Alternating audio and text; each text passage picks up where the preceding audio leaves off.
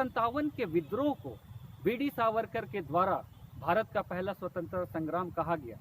यद्यपि इस क्षेत्र में आदिवासियों संथालियों के द्वारा इससे पूर्व 1855 ईस्वी में ही अंग्रेजों के द्वारा लोहा लेने का काम किया गया था, जिसमें हजारों लोग शरीक हुए थे।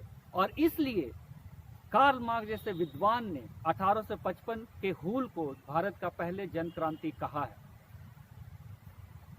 सिद्धू का जन्म 1815 ईस्वी को, कान्हो का जन्म 1820, चांद 1825 और भैरव का जन्म 1835 ईस्वी में हुआ था। और ये चारों चुन्नी माझी के पुत्र थे।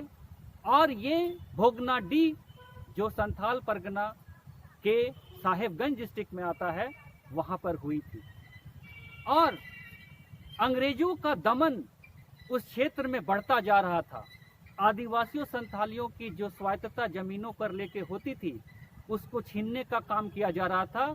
और सेठ महाजन साहूकारों के माध्यम से कर की वृद्धि की जा रही थी।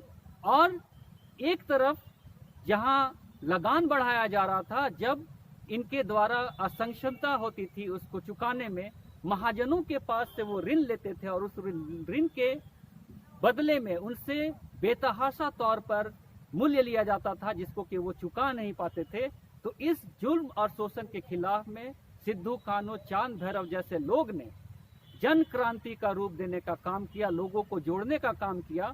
साल का वृक्ष झारखंड जैसे राज्य में एक बहुत महत्वपूर्ण स्थान रखता है, चाहे वो पूजा प्रतिष्ठान की बात हो या फिर उसका एक धार्मिक अनुष्ठान की बात हो, उसका एक अलग महत्व है।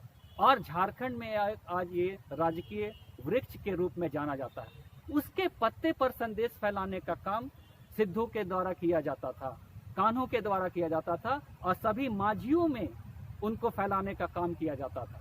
और इसीलिए 30 जून 1855 ईस्वी को भोगनाडीह में लगभग 400 गांव के 50,000 लोग जमा हुए अंग्रेजों से लोहा लेने के लिए।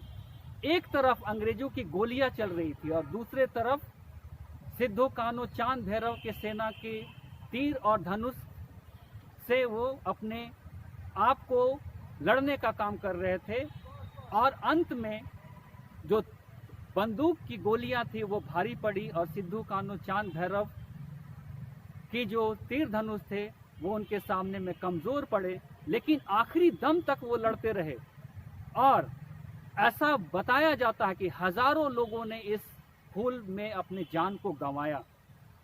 और इसके परिणाम स्वरूप आज संथाल परगना में संथाल परगना टेनेंसी एक्ट जैसे चीज़ों का एक कानून बना हुआ है।